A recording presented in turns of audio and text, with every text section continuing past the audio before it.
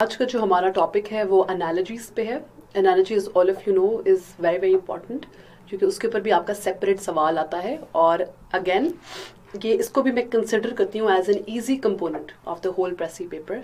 That is that if you get the analogies wrong then it's very sad because it's a very easy thing as per my knowledge.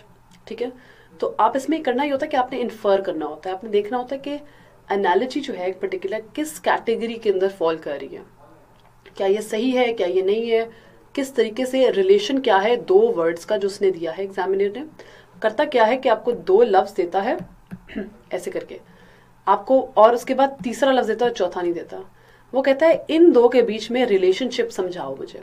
जब तुम्हें समझ आ जाए कि इन दो के बीच में क्या रिलेशनशिप है, तो use that relationship to infer कि इस लफ्ज के साथ जो हमने दिया है ये रिलेशनशिप इस्तेमाल करने के ये वाला लफ्ज क्या होगा। अभी मैं आपको बताती हूँ तो आपको ज़्यादा क्लियर हो जाएगा। Again analogy has a couple of rules that we will use as before every video, before starting every new topic. मैं इसके ऊपर भी यही कहूँगी कि do not lose marks in analogy. ये काफ़ी आसान होते हैं, ये काफ़ी ईजी होते हैं, you can infer the meaning और बड़े आराम से नंबर ले सकते हैं। ठीक हो गया। अच्छा, analogies require learners to use higher level thinking strategies to associate two words that are not commonly linked and ascertain what relationship exists. क्या रिलेशनशिप है उन दो लफ्जों के बीच में, this is what you are suppose to infer. ठीक हो गया। और जब आप समझ जाते हो कि एनालॉजी पैटर्न क्या है, क्या उन दो लफ्जों के बीच में सिनोनिम्स हैं, वो एंटोनिम्स हैं, होमोनिम्स हैं, होमोनिम्स हैं, डिग्री है, पार्ट टू होल है, फंक्शन है, कैरेक्टरिस्टिक है, मतलब क्या रिलेशनशिप है जो इस्टेब्लिश हुआ है उन दो लफ्जों के बीच में, then you use that relationship to find out the fourth word and to find out कि उस तीसरा जो लफ्ज दिया हुआ है उसके साथ उसका सिनेमा क्या होगा, उसका डिग्री क्या है, उसका फंक्शन अब क्या है, चौथा लफ्ज आप उस तरह से ढूंढेंगे। ठीक हो गया। To create a similar relationship that was present in the two words. Analogies are used to develop and test vocabulary since students must know the meaning of the words in order to complete analogy. Again, ये vocabulary का भी test होता है because you have to know the meaning. लेकिन over a period of time लोगों ने बस basically क्या जुगाड़ निकाल लिया या लोगों ने एक तरीका निकाल लिया जिससे वो कहते हैं कि अच्छा एनालॉजी ये आ रही है तो अब इससे फील ये आ रही है कि ये सिनोनिम है या ये साउंड है तो मैं इसके करीब करीब ये होगा। ऐसे करके उन्होंने तरीका निकाल लिया how to basically infer a particular meaning and establish an existing relationship or not. ठीक हो गया। सॉल्व किस तरह से करने हैं? पहला स्टेप होता है to read given analogy in a sentence. जिस तरह, अच्छा अब ये आपके पास गिवन है, painter is to brush and barber is to फलाना। चॉइसेस क्या आपकी, शेयर्स या हेयर। ठीक है, सबसे पहले तो आपको पता होना चाहिए कि शेयर्स क्या है। ठीक है, शेयर्स होती है एक टाइप ऑफ सिजर्स होती हैं, टूल होता है, that's all you need to know. ठीक है, अब पेंटर इज टू ब्रश, अब पेंटर क्या यूज करता है, ब्रश। इसमें क्या आ गया, एस्टैब्लिश रिलेशनशिप क्या आ गया, यूजेज का। पेंटर यूज कर रहा है ब्रश, अब बार्बर क्या यूज करेगा, बार्बर भी एक ब्रश एक टूल है तो बार्बर भी एक टूल यूज करेगा। शेयर्स या हेयर, अब वो हेयर तो यूज नहीं कर सकता बिकॉज हेयर क्या जो है वो टूल नहीं है, शेयर्स टूल है, इसलिए barber is to shears. You verbalize the relationship that exist between the first two word. अब पेंटर यूजेस अ ब्रश, फिर आप उस एक्सटेंड करोगे उस रिलेशनशिप को टू द नेक्स्ट वर्ड, अब बार्बर ऑल्सो यूजेस शेयर्स। ठीक हो गया। अच्छा, ये कुछ एग्जाम्पल्स है रिलेशनशिप्स की जो कि डिफरेंट एनालॉजीज में होती हैं। ठीक है, फॉर इंस्टेंस पहला आपका सिनोनिम्स आ गया। ठीक है, सिनोनिम्स भी होते हैं, जिस तरह कॉम्पिटेंट और केपेबल जो है इनका मतलब एक ही है, इसी तरह बिलीवेबल और प्लॉजिबल का मतलब एक ही है। ठीक है, एंटोनिम्स है, बोल्ड का एंटोनिम क्या, ऑपोजिट क्या हो गया, शाय, रिस्की का सेफ। होमोनिम्स हो गया जो कि the sound is alike, peace piece, seen scene.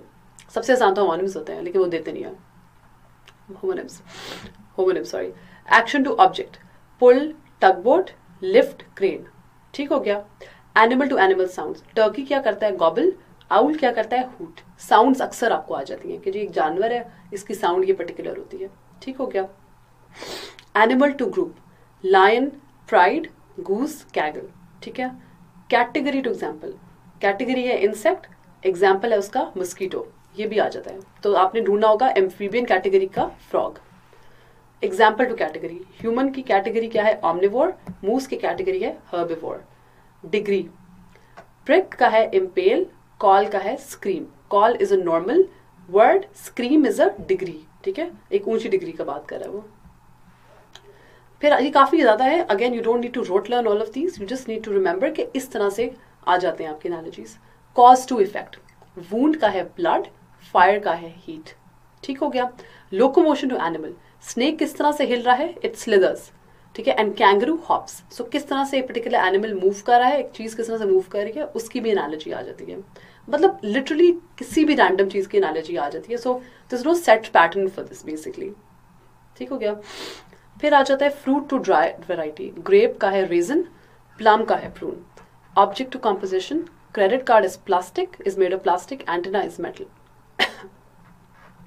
Vehicle to stopping agent, ship क्या है एंकर, ऑटोमोबाइल क्या स्टॉप करता है brakes. Work place to worker, garage का है मैकेनिक्स, स्कूल का है teacher. Sport to scoring event, baseball से आप रन्स बनाते हो, फुटबॉल का टचडाउन होता है। प्लेयर टू स्पोर्ट, क्वार्टरबैक का होता है फुटबॉल, गोली क्या करता है, खेलता है soccer. Slang to word, cop का होता है policeman, policeman is a formal word, ठीक है। डो का मनी, ठीक हो गया। फिर है कि एनालॉजी का एक पैरेलल स्ट्रक्चर होना जरूरी है। जिस तरह से अगर रिलेशनशिप आपका है पार्ट टू होल, अगर पार्ट टू होल डिस्क्राइब कर रहा है मैट्रेस इज टू बेड, तो second pair can not be whole to part, आप ऑपोजिट नहीं कर सकते सोफा टू।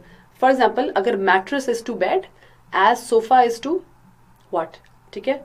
तो for example mattress is to bed वो होगा जैसे कुशन इज टू सोफा है, ऑपोजिट होगा। सोफा इज टू कुशन नहीं हो सकता, क्योंकि मैट्रेस इज टू बेड का मतलब है कि पहले छोटी चीज आ रही है, पार्ट आ रहा है बेड का मैट्रेस, बाद में बड़ी चीज आ रही है बेड, पूरा का पूरा बेड, ठीक है, विच इज अ होल।